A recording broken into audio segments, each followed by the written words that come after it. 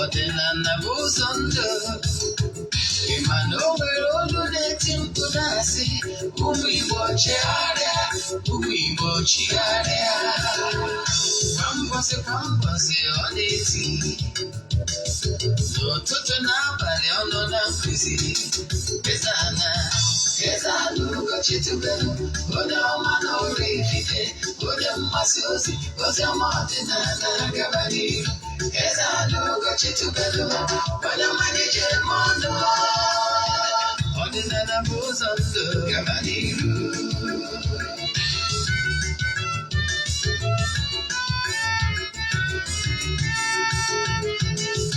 Eze-Ana ụbọchị tubelu onye ọma na Oraifite onye mgbasa ozi ọma ọdịnala gaba n'ihu Eze-Ana ụbọchị tubelu onye ọma na-eje mmanụ ọdịnala bụ ụzọ ndụ gaba n'ihu Eze-Ana ga-adị ụbọchị tubelu ga-adị ụbọchị tubelu tempụ ọ ya adị maka na eziokwu anwa jaja ndị ukere dịka anyị fọnta mbaki ndị ochere gị anyị fọnta mbaki fọja sikala aka ụgọdị ụmụ Igbo si anyị rapụ nke anyị na nke faka mma ulu Baịbụl bịa akwụkwọ akụkọ wepekwa chọọchị fa obodo ụka abịakwa ụtụtụ ọma na ụmụ ọdịnala Igbo abịakwa m n'oge awa nke eziokwu oge anyị ji awa eziokwu niile agba nke ọ bụ m nwa Ogbuefi Eze-Ana Ugochi tubelu na-anọ n'isi ya n'ụbọchị tata n'oge awa nke eziokwu isiokwu anyị ji wee bịa bụ Igbo spirituality is holy and does not support promiscuous life. Maka ndị ọbụta bụ izi ha na-afụ m afọ ọzọ m nwa Ogbuefi Eze-Ana Ugochi tubelu na Oraifite abụ m onye isi nchụaja na Ugochi tubelu ọdịnala tempụl anyị na-agba afa miri emi rụkwazi ọrụ mmụọ dị iche iche abụkwazi m onye isi nchụaja na ọdịnala restoration prayer ministry bụrụ onye mgbasa ozi ọdịnala Igbo. So you can call me an ordinary evangelist. I will answer. My mission is to help people live better life. N'ụbọchị taa agwana gị isiokwu anyị ji bịa, I can tell you, gee ntị ma gee ntị nke ọma, you will learn something that will help you for life. Mana before anyị gama n'iru, o nwere ọkwa dị mkpa anyị chọrọ ịma. Ọ taa bụ ụbọchị Tuesday ka anyị na-achịkọta aja nke ọnwa n'isi njedebe. Yes. Anyị ga-agbadakwa na mmiri jee chụọ aja. Chụọrọ ndị mmiri aja gbakọtazie n'ọta chụọ aja to entities of powers kwukwazi ebulu wee mesara aka ọta ka anyị na-eweta aja nke ọnwa Ọktoba n'isi njedebe. Echefuna na anyị anaghị esho ihe ọrụ na soshal midia. Sịsọ ndị sonyere na aja bụ ndị ga-enweta ihe onyonyo nchịkọta ya na their WhatsApp numbers ma ọ bụrụ na na WhatsApp. Yes. Nke a ihe m kwesịrị ịma. Then nke ọzọ bụ nke anyị na ya nke ọnwa Novemba ndị mmadụ ebukubere gị. Yes. So ọ bụrụ na ibukubere nke ọnwa Novemba mana ị chọrọ isonye na ya, ndị na-esonye na ya amaghị ka esi eme ya ebukubere Novemba. Yes, maka Novemba bụ ihe ebido echi. Ọ bụrụ na ị chọrọ isonye na ya, ihe ị ga-eme ewu ịfọwọdụọ ya 3 prayer request. Email donation token to the account number. A chat them na WhatsApp. I'm going to other details I need it for you in order to book you. Ike dị na aja a na-achụ n'Igwe. Ike dị na aja a na-achụ na aja mbunye elu. Maka na Igwe bụ ike. Ọ bụrụ na ị chọrọ isonye na ya, chat m na WhatsApp number. Send them message. always go and Bob na the busy, my PA will pick it. 0813 82 43 871. I repeat, 0813 82 43 871. Then, because of I watch him today, TV. Each of the Nkusi and each of the Nucleus or more nature this year, your mother. More than nature, you want Nkusi and Akusi Northern and a whole boss over the years. I will over 1,000 lectures on my YouTube channel. Troya Ogwefi Eze-Ana which to go lifted. Abokani in Ezoku TV, only Nollywood movie of a watch in a channel, English. Each of they watch your some of nature this year, your mother. Jena Ugochi to movie productions on YouTube. Abokano Igbo movie, K watch in Ezoku TV, each of they watch also. Jena Ezoku TV Nollywood movies. Then, in a metua can share about now one day man back here. Kine menka. Asim na chukwu kepụrụ ime ihe niile gozie gị. Ise then ka anyị banyeze na nkụzi anyị ji bịa. Nkụzi anyị ji wee bịa bụ isiokwu ya bụ Igbo spirituality is holy and does not support promiscuous life. Na ihe nchọ ka nkọwala gị. Ọ bụrụ na Igbo onye ọdịnala. Ọdịnala Igbo abụrụ ihe ndị mmadụ na-eche na ọdịnala Igbo bụ maka na ha ghọtara ma ọ bụ maka ihe na ndị ụka anyarị bịa penti ọdịnala Igbo evil. But I can tell you, ọdịnala Igbo spirituality dị nsọ maka na ọ bụ usoro okpukpere nke ndị nna nna anyị ha dịbara from time immemorial. Again, ọdịnala Igbo ana m ekwu ya na-ekwusi ike na mmadụ bụ onye ọdịnala abụrụ na onye na-atụ nzu maọbụ onye na-atụ edo maọbụ onye ọwụna ji ọfọ n'aka maka na maọbụ chi nkwụ ọkụ n'aka. Maka ndị Igbo na-atụ ilu si na nwoke si na ya ji ọfọ, nwaanyị si na ya ji ọfọ, mana ọfọ ma onye chienu. Na ihe ọ pụtara bụ na ihe ị ga-eji ma na onye a bụ ezigbo onye ọdịnala, onye a ga na-asọrịrị nsọ ana. Ọ bụrụ na ị dị asọ nsọ ana, ọsọ ya bụrụ na-ebu dibịa ma ọ bụ na-ebu onye ọdịnala ma ọ bụ na-ebu aka ji ọfọ ma ọ bụ na-ebu nke ọbụla esi na-ebu.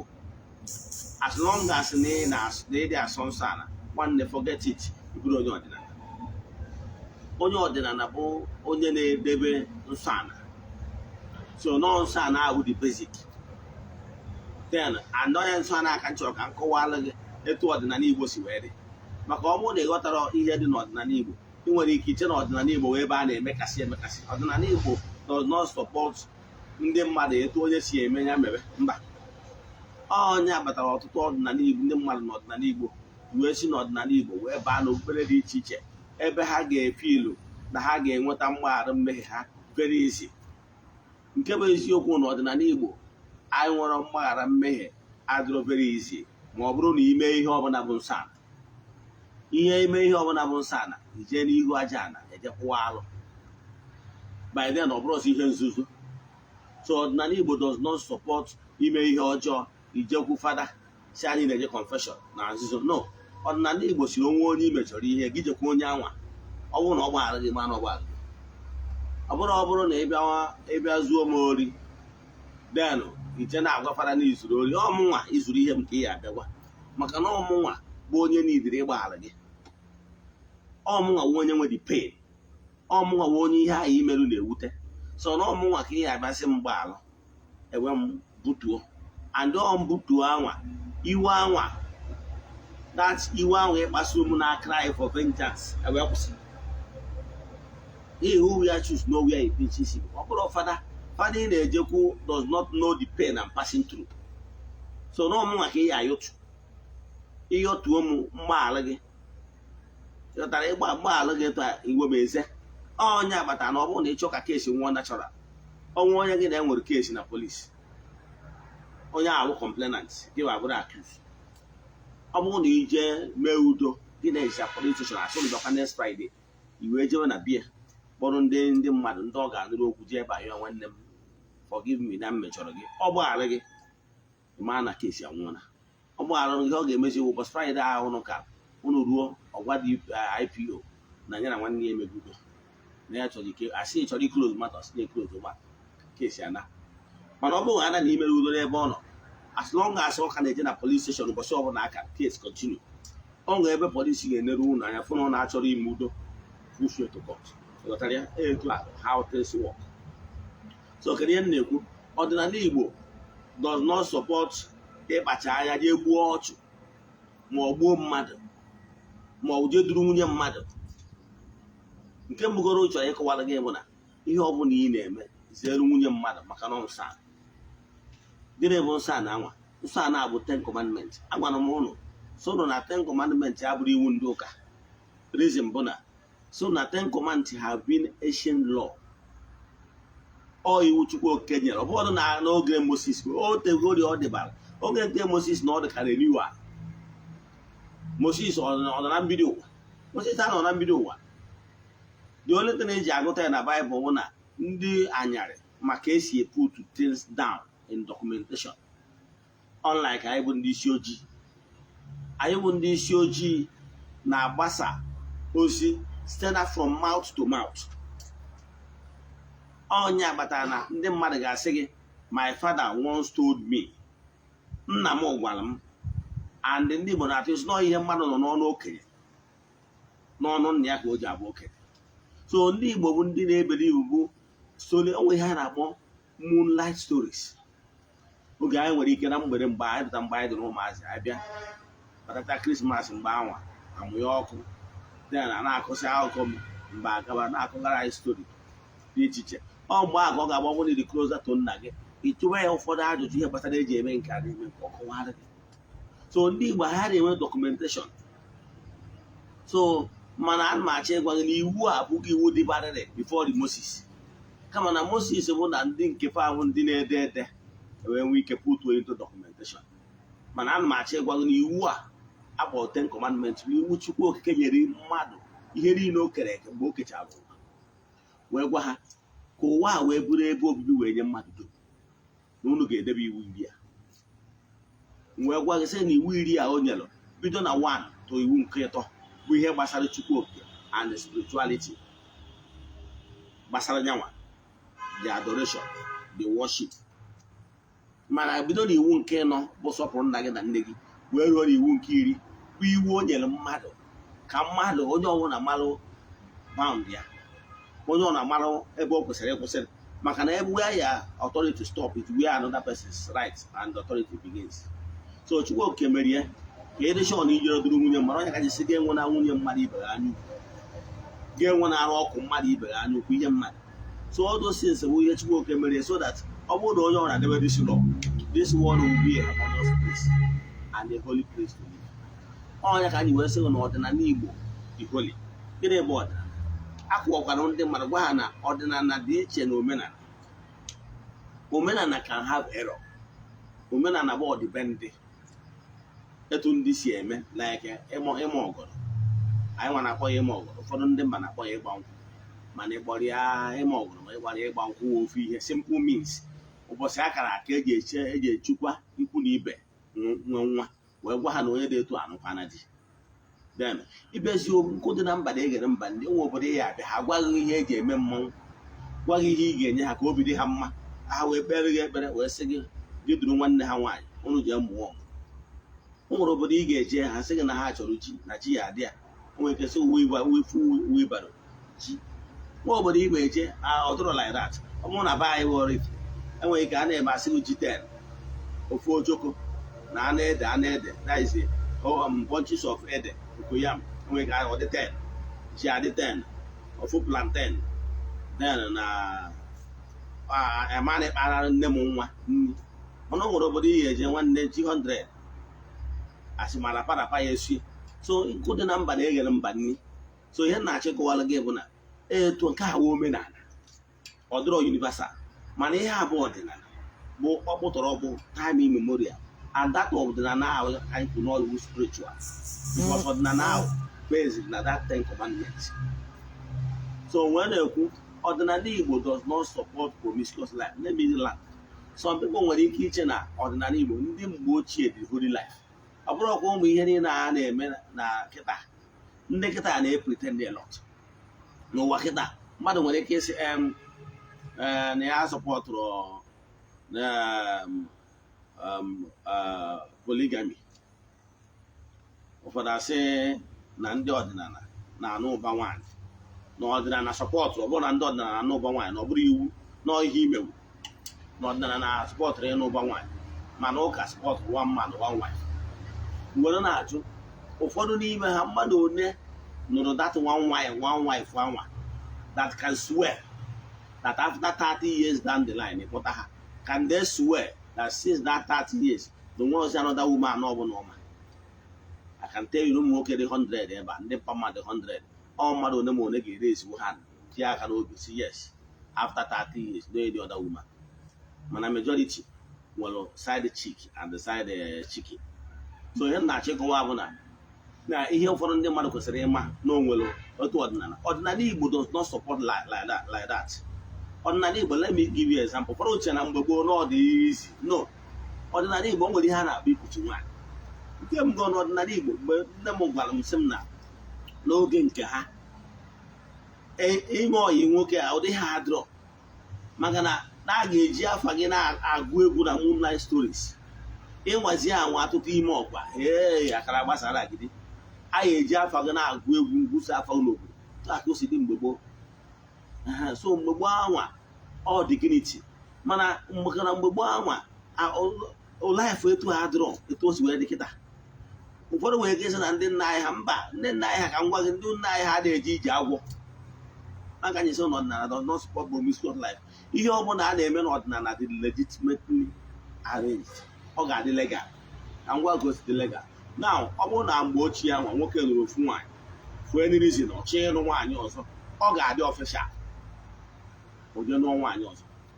Ọ bụrụ ndị nkịta ya bụ na a na-anụ okwu mana enwere enyi nwaanyị na Sapele nwee na Ijabode ọwụ draiva ebe ọ nwụrụ ọ gbara brek, o nwere enyi nwaanyị, adịghị emetụ agbụ.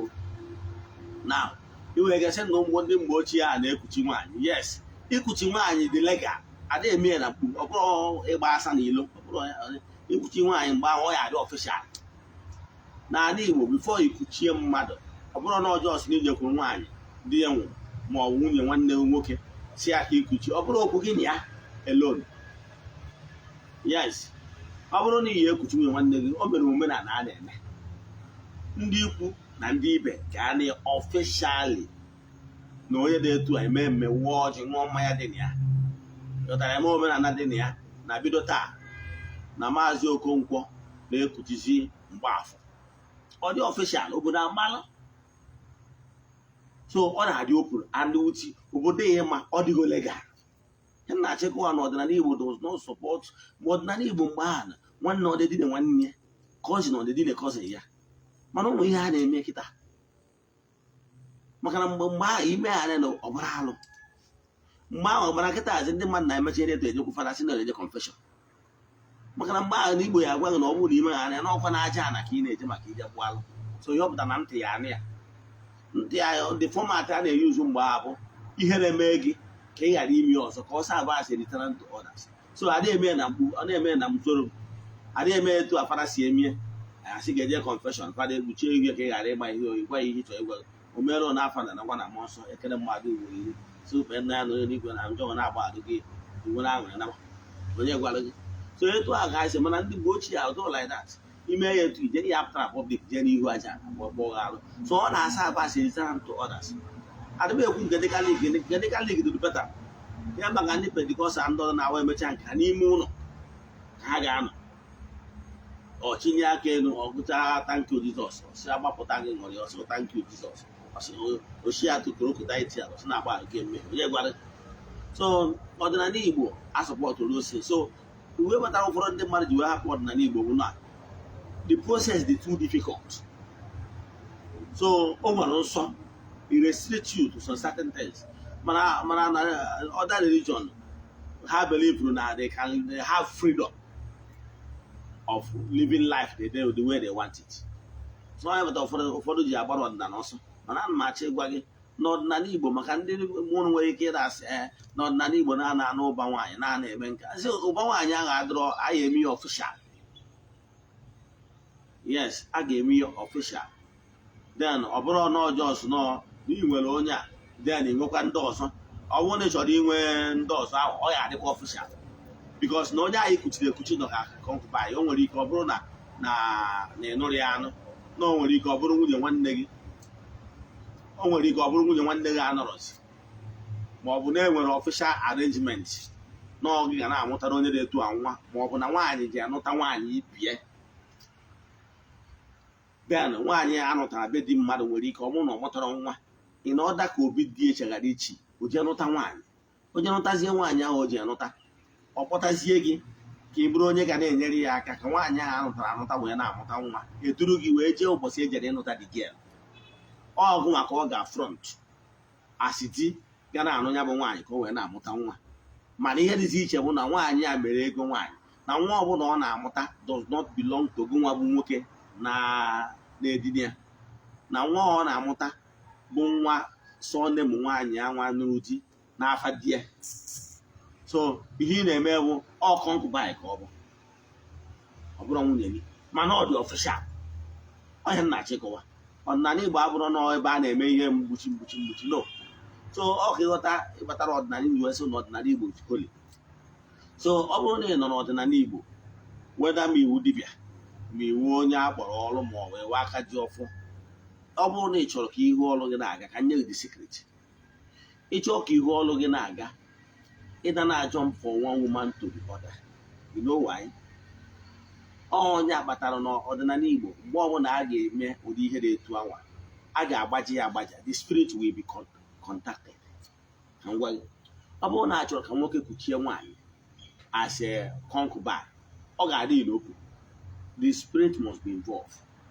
A ga-awapụ ọjị, kpọkuo Eze-Ana, kpọkuo mmụọ dị n'obodo anwa, kpọkuo ndị ichie si ya na bido taa n'ọkwa onye na-etu a na-ekuchizi nwaanyị a, agbajago ya agbaja, mmụọ anụghị ya, mmụọ bi ya aka na ya, so be it. Ekwuchasị ise so be it, etu esikwu osi etu adị fụ na ọ dịghị ọfishal. So mmụọ na onwe ya ama agụzie asị mmehie, mmụọ ama agụzie asị ihe ọjọọ ọbụla, maka na ọ dịghị ọfishali. Ndị ọnụ mmadụ bụ ọnụ mmụọ kwema. Mgbe anwa ndị agha gadara ebe anwa si wee bịa witness wee sị ka o si na ọfụdị, ọ dịghị ọfishal. Etu ahụ wedin si wee dị, ma ọ na-agbara nkwụ nwaanyị ikwu na ibe asị bido tata bụrụ na di na nwunye asị ise. So ọ ga-adịrị ọfishal, and ọfishal ahụ ọ dị meziri ya ọbịa na mmụọ, ọ bụrụ na ihe mmadụ na-abụ na ịtụ gbara amụ ya. Etu a ka ọ dị ka mmadụ ga-atụ. Ọ bụrụ na ịbụ onye akpọrọ ọrụ, ma ọ bụ na ịbụ onye ọdịnala na ịchọrọ ịdị successful, ana m achịnye sekret mmeje onwe mmadụ ga-atụ. Ihe nji alaik na-akụzi nkụzi wee ma onwe mmadụ ga-atụ ka ịghọta how things work. Bụ na o nwere ike ihe a na-eme gị chere mmadụ na-eme gị, mana ọ gị mere onwe gị. Ị bụrụ onye ọdịnala chọọ ịdị successful, ịda na-eme mpịtọ, ịda na-esi na nkwụ wee banye n'ụkwa, maka na ụmụ mmụọ na-asọ mpịtọ. Emechaa mba akụwara osekriti dị n'ịma ịda na bikos ya ka mmadụ mesịkwara ya ka ịghọta ya. Sex is spiritual. Agwara m gị na enwere body radiation. Each individual nwere body radiation ọ na-radiate. Gwagwa gị na spirit nwere spiritual radiation, spirit na-radiate. No, the body radiation na spiritual radiation na-abịa fem up, ndụ ewee dị, mmadụ ewee dị ndụ na ndị dị ndụ. Mana mgbe ọbụla the body radiation is no longer firm, ma ọ bụ not the weak because of old age, or not the weak because of accident. Mmadụ nwere ike nwee accident, the body adịghị circulate blood ọfụma, enwe serious obstruction na ya. Ifu na the body ama na-alụzi ọrụ optimally. And then ọ bụrụ na the body radiation adịghị radiate si etu o kwesịrị, then mara na the spiritual radiation nwere ike isi bịa, nwere ike ikewapụ onwe ya, because enwerozi the firmness. Onye asị na onye anwụ ajibego chukwu na onye anwụrụgo. Yes, o nwere ike bụ old age, nwere ike ime the organs adị weak, the radiation adịghị radiate si etu o kwesịrị ịdị. Ọ na onye ahụ nwere serious accident, ọ ma radiate si, efu na asị na ya ngo departed soul, the spirit radiation abụọ. So ihe mgbe ekwube etu abụ na ọ body magnet ahụ na-eme ọ bụrụ na akpọta mmadụ 20 na-atinye n'ofuru obere oge heat abịa, because na-enwere heat, each body na radiate. Aghọtara m ndị ghọtara ihe na-ekwu, nwere heat its body na-radiate. Mana with physical eyes, you will not see it. But in spiritual eyes, they got full radiation of body. So you two are God. So when two people mingle, on the exchange of current, two of you na exchange. So the sense is not just carnal. On that power, exchange of current. Now, Obrona, and what a guy in Akuzi was colors, and what a primary color and the secondary color. Now, and what a color when you can see name with example, there was a green with a red, and when he came in score now, we can blue. Example, can not matter. Then, if not, then will harmony between red and blue. But I know with two of them created something nice. Man, when color now we were getting a road disaster. Do a code. Only one again and make here will color only one another kit. It is in 7 colors of them. And Jack, what I will keep spiritual thing was Rema. And with 7 colors of rainbow. They don't know again another deity the same color. Let's say blue. Now, again, we harmony. But when none of that deity the power, color so they compatible. You recognize something, one of the compatible. Manon will color now where they are. Adia a gel well. So one now what a jet here of road disaster. On that batalon, then I could see Hannah for Pamistry, then I go a Caracas mother. More one day when they came, Iguagi, here Basano, Docha. Then another example when I was in India. I got Kawalagina, April Sagittarius. No new Quesereno, and we can say no new Quesereno, Aries. More new Quesereno, another Sagittarius. Example. When we can be or one able Sagittarius, example, I want Sagittarius. And we can say, God, avoid Scorpion, but avoid only the two. No, now then we crash. If I can say again, now, but they had not check while again because those zodiac signs, bo Damoro was your one, the radiation of the sun, the too high, but was Damoro was the radiation from the moon is too low.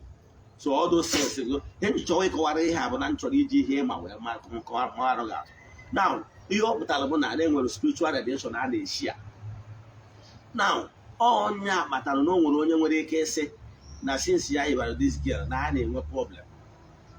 Morning and I, why I figure not better. Upon the girl, one gem on the girl, every woman being, man, on had no compatible spiritually. Let me just put it here this year, like this, you were here. So by then, you know challenges. There were challenges. If care is not taken, why I upon the girl, Dave, money where you can do to the out this work. A time when no banja, sim no banja, Dave. I won't know your one yard, but you are not going to see banja. You know, so now move for the owner as long as you know they are compatible. That is the thing. So on that, but I'm just saying, guys, in our own FNO. Being with the kids or you can see it. You want a problem. So, but he had I just jump like that. I didn't mean no, yeah, Makai, jump. No, you're not being a problem. So, here not check while again, pattern on anybody to find out it. Let me use myself as an example. In my entire life, I don't believe, since in Bata not Danibo, I don't believe in dating 2 women at the same time. You know what it means? Dating 2 women at the same time, whether 2 women or the same time, as long as you are not legally married. If you are legally married, man, be female, you get you one chicken and one morning again. Now, for so reason, now your wife will need the assistant. Yes, they approve it before you pay. Okay, I got work married. And the Machaya, a watching in a mobile fan in a half confirm, yes, you can go on. No one again, they compatible before you carry on. So, God really spiritually got married. And before the fact that I carry her along, get Maggie, you may sit down whoever I know because you must get approval. Example, I can just send them an example. When I'm working at again, man, I'm working at the board, no, your family. Now, Mona won't wine at the Panama family. Amal, who can get treat you with honor. Macano marry your ways on or will not treat you bad. Macano, mano, I your talent, where the DC. Man is sneaky and each jaguar. I ask money to a kiss sneaky in a vendors or my value. So get a can do Kumakia. About they be a ways in owner, now Hawaii, they get my. Now get on Hawaii and I may approve, and I'm Hawaii and I get up. you hardly treat that person bad. Nke ọzọ bụ na etu a ka ọ dịkwa n'iji ekwe ezumezu gị na gị na onye a na-adị na mma ha mee ya proof. Ọ bụrụ ọha bezi onye a ha mere ya proof gị na-edina n'ụtụtụ ehihie duru onye ọzọ ọ will you come to them and tell them mụ na onye a na-adị na mma n'ụtụtụ ehihie duru onye a dịkwa na mma abalị doesn't work. They will not approve such. So for that reason ọ ga-eme gị irese na onwe gị to onye ha mere ya proof. Mana ọ bụrụ na n'ụbọchị ụka onye nke a bịara ụbọchị ụka nọcha beghị naba idina ya ọ na-ana onye nke ọdọ ya abịaghị alahụ alahụ timo nna bịakwa ị na-eme ọtụnọ because ihe ị na-eme you don't carry their ezumezu around. Let me use myself as an example. Ndị ala iji ọnwụ ma atụ bụ na ihe nne m nwa na-eme and ime ya apply ọbara gị uru. Example na kịta enwere m ike ị na-edina nwaanyị na-abụ n'ofu oge na ọ bụrụ na mụ na onye a na-adị na mma my ezumezu must first of all approve it. You must approve it. Now ọ bụrụ na approve onye even na ọgwụgwọ na ihe ruru na marriage ha ya emekwa ya approve. Now ọ bụrụ na ha mee ya etu ha mee ya approve anwa ọ bụrụ na for any reason na that marriage work cross ma na that relationship work cross, example I will still go back to them with ọjị say ya na so person na mụ na ya na-adịkwa na mma mana because of nke a reason ama reason ọzọ na relationship ya na normal work more na because of that no be go result come more na no mess my abandon when you had it why you know only to adi we get separate ways because you have from today going forward na relationship you know only to has ended.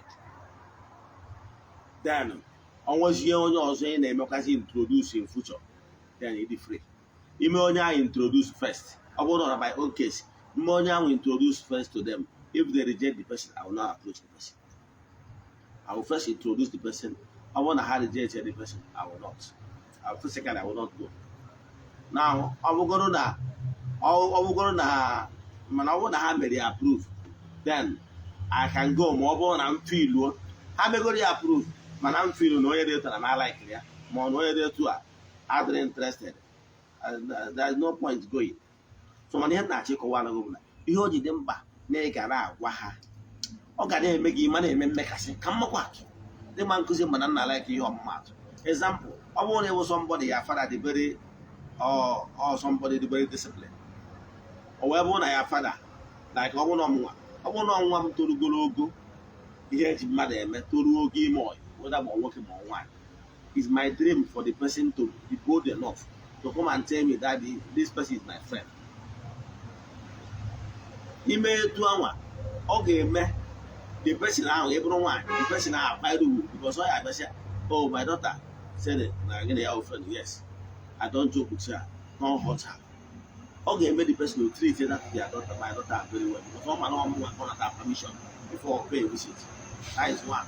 Ọ bụkwa nnọọ nwoke ọ bụrụ na my son kpọta nwatakịrị sị na onye a my friend mmadụ onye anwa then and ama nọọsụ onye a wee na-achọta ya ọ ma enwe the impetus ịkpọta onye ọzọ in the afternoon bịakwa sị m na onye dị etu agwa friend ya maka na ọ ma na onwego onye nke o meme introduce on board and na onwebụrụ mbọsị ọ gwara m na this one has ended. So ị na-ewe ịbụrụ onye na-eme like that ọ ga-eme gị dị discipline mana ịbụrụ onye na-ewe nke ọbụla ọcha bute ọcha gị fụrụ ị ga na-echenji ha like clothes and that is where problem lies. So ọdịnala Igbo does not onye mata ọdịnala Igbo si wee chọọ nke ọbụla a ga-eme ga-adị official maka ọ dị official ọ ga-eme gị ịma na-emekasị maka na ọ bụrụ na ọgụrụ na nwaanyị na ị na-anụ nwaanyị nke mbụ nwoke onye nke ikuchiri ekuchi ha dị bụ obodo ma so ọ ga-eme gị ịma na-eresiri dị onwe gị gbaa na n'obodo ma na ihe ntị na-ata oke na-ata na ntị na-anụ ya mana ọ bụrụ na ị dịrọ wee gaiden ị na-eme nke ọbụla bịara na editin ọbụla dị available ị na-eme etu anyị ga-echu onwe ị na-eme etu ọ ga na-agbasa ọrụ mmụọ ị na-alụ ị na-eme etu ị nwere ike isi etu azụ ya ụkwụ na nsị na n'ụkwụ eperibe bute ihe nwere ike ịghasa ndụ gị for life maka na ọ nwere onye gị na-ega na-adị na mma ịfụ na ịdịgo vulnerable to attack because the radiation dị na two of you is not gelling and because again why you should not be changing it your body radiation na radiation onye nke ọ bụ gị na ya adịgo enwego harmony including another person, introducing another radiation in the midst of two of you, the goal bonding can cause disaster. So all you have to say now, when door close, another one. That is natural laws. Man, I'm baby as in a melt or no. That is an academic. I get with confusion. So, and then when can do confusion now, your spiritual forces got it confused because Amanagi, name flow, adrossy coordinated, adrossy what's direction, and when mix up of and when distortion shots. So if you hear what the cause of your problem, and then when distortion now, in when you can know your uncle, in when you can know your another character, must know your mother, no know this way be.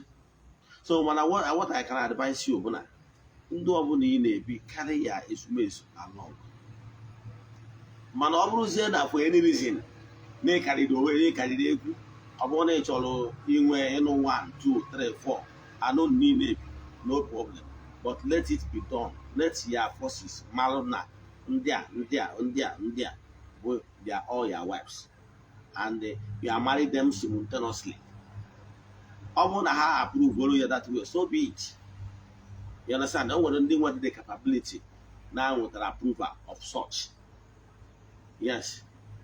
So mana ọ bụrụ na etu akịtịcha ibi, so be it. Mana ya bụ na ịda na-bring onye anọrọ in the equation maka mpịawa azụ gị. So ị na-achịkwala gị bụ ikwekwana ka mmadụ ma ọ bụ na iwugoro dibịa ma ọ bụ na iwe spiritualist.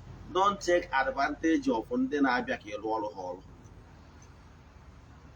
Ịhụ gwara onye bịara ka ịlụ ọrụ ya ọrụ, ị nebe ya anya n'ukwu, ọ bụ na nwaanyị ịchọ ka ịdina ya. Ụdị ife a dụrọ ị na-eme etu anwa, you cannot go far. Ihe ọlụ ga-ama aga ọsọ ya bụ na inwe the greatest gift on earth. Ibido ha na bido mewe mpịtọ, the original spirit so ga-apụ. Ịma na ihe ga-eje chọwazie ịchọchọba oke ite chọwazie ọgwụ ihe eji na-alụ ọrụ maka na ya pawa ya echigo. So avoid ya if for any reason iyi onye ịbịara ka ịrụ ọrụ ya ọrụ since mbido ọlụgba ọrụ. Ọ bụrụ ka nta onwe m ga go and verify nwebụrụ onye ga-asị na ya bịara ka lụọ ọrụ ya ọrụ nebe ya anya. Enwere m ike ya is one of the principles laid down mgbe m na-ebido ọrụ that I will never befriend onye ọbụla bịalụ for spiritual help.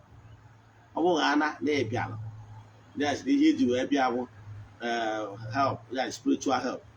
Nwere ihe dịka ụdị fadụ. That is a principle ndị eburu onwe m. So mana ihe na-achịkọwara gị bụ imeni ya maka na ọ dọrọ mma ọ emebiri gị ihe imeni ya atọl. Then nke ọzọ bụ tụ ebe nwa nwaanyị nọ ịnọkwa na anwa mmadụ asị maka o nwere ebe mụ na ofu onye na-ekwu ekwu o wee sị na ihe ọ na-ada agwa ndị mmadụ ọ na-eji eri ndị mmadụ ọrụ. O nwere ike ọ bụrụ na ọ bịara chele gị ndị amoosu ma ọ bụ na ọ lụrụ ọrụ ọgbanje ma ọ bụ na ọ lụrụ nwa na ọrụ ọdụdụ ọda ọ gwaghị na ọya dị na gị ka o wee si lụọ the power ka the power wee ihe ụdị ha adụrọkwa ahụ adịtara power adụrọ like that. Onye ọbụla sịrị na ọ rụchalụ ọrụ ụdị na gị ka o wee dị ile nwanne na-agba pikeres. Ụdị ife ha adụrọ enwere ihe dịka nọ ka o were spiritual power banye dị na gị ka o wee fee mụọ dị ọrụ gị ka o wee dị strong. Ụdị ife ha adụrọ. So what am I saying? Ikwe na ka itinye aka n'ụdị ndụ dị etu a, ikwekwana ka mmadụ rie gị ọrụ maka na mmadụ nwere ike iri gị ọrụ by isi introduce such thing na ọnya mesịa ya ọ dị na gị ka ọrụ wee gaa. Ụdị ife adụrọ n'ịwụ nwaanyị. Ụdị ife adụrọ ikwekwana onye ọra gwa ya pikeres nwere ihe dị etu ọnwa ma ọ bụ na ọnya dị na ka pawa banye gị n'ime ka ọ gbanje wee hapụ gị. Ụdị ife adụrọkwa. So mana enwere ike iri gị ọrụ na ọ bụrụ na ị mara how this works. So onye ka nkịta ya na-anụ onu a agbochi n'obi gị mana na ụdị ihe dị etu a adụrọ ana gị nwa ụzọ onye ọrụ na ịkpọrọ onwe gị pastọ kpọrọ onwe gị prọfet kpọrọ onwe gị dibịa mana ị na-eri ndị mmadụ ọrụ na-esi na nkwụ na-abanye n'ụkwa ma ọ bụ na onwe nwaanyị na-achọ nwa isi aka inyere ya aka. Ihe ị na-eme bụ ọtọrọ ka ị na-eme aka nte ya onye na-agbara ihu ọrụ gị azụ bụrụ onwe ya tinye n'ọnụ agụ iyi onye ka ọ ga-ajụ ihe mere ndị a. Ihe ị na-eme bụ ihe ga-ebutere gị mpịawa azụ. Yes ụdị ihe dị etu a adụrọ ọdịnala Igbo asụpọtụ okwu ya. Ihe njichọ ka nkwuwa nkụzi a bụ ka gị nwa na onwe gị mara aka dị na aka ekpe ka ị ghara isi na ijere na be onye nwa nọọsụ na ya bụ onye ọdịnala wee rụchaa alụghị ọrụ wee sị gị na mmụọ pọzesịrị gị n'ọnya dị na gị ka mmụọ ike dị ya n'ime banye n'ime gị ka mmụọ a ghara ichigata azụ ma ọ bụ ka ihe ọ rụrụ wee gazie. Ana m achọ ịgwa gị na ụdị ihe dị etu adụrọ. Yes, ụdị ihe dị etu adụrọ. So gịnị ka m na-ekwu maka ya? Etu ihe nụrụ onu a taa, apply ya this principle. Malụ na ọdịnala Igbo does not support mmadụ ime mmekasị. Maka ị na-eme mmekasị anwa, the original spiritual forces so gị ga-adị corrupt, ga-adị contaminated, and all the contaminated ịdịgo vulnerable to every attack. Onye bụ na mmadụ nwere ike ihipụta na isi gị ọba. Ka m kwụsị ebe a. Inwe ajụjụ na nkụzi a ma ọ bụ na ịchọ ka agbara gị afa miri emi, send alụ meseji na WhatsApp. Agwara m gị ọ bụrụ na isendị ya meseji, I ga-respond. Ọ bụkwa ndị kpọrọ akpọ, ọ bụrụ na mount busy, my PA will pick it. Nọmba ị ga-eji nweta mbụ 0813 8243 871. I repeat, 0813 8243 871. N'aha Chukwu Okike nke pụrụ ime ihe niile, onye ike niile si n'aka ya bịa. Agụọ m ụfọdụ ichiche n'isi ndị enyi anyị, ọkachasị ndị Friends of the Temple, maka mmemme anyị na-akwado ime ụlọ ọfịs anyị na-eme na Disemba 1. Ụkwasị mgbe eji eme njebe my birthday Disemba 1.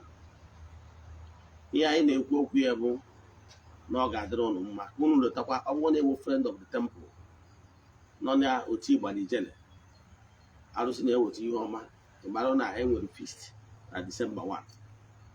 Nke a bụ ofu. Nke abụọ abụzi, echefuna ịnelecha ihe onyonyo anyị mmadụ wada ma isi na eziokwu TV ma isi na social media. Echefuna ishare our messages ka ọ dịkwa n'oge awa nke eziokwu echi niile. Ya gazie. Ndị enyi anyị ndị sonyere m na YouTube na TikTok na Facebook, ọ bụrụ na o nwere private message ị chọrọ isendịrị m nwa Ogbuefi Eze-Ana, send there na my private message, WhatsApp message. Don't call. 0805 78 37 672. I repeat, 0805 78 37 672. Ka gazie ka ọ dịkwa n'echi niile. Daalụ.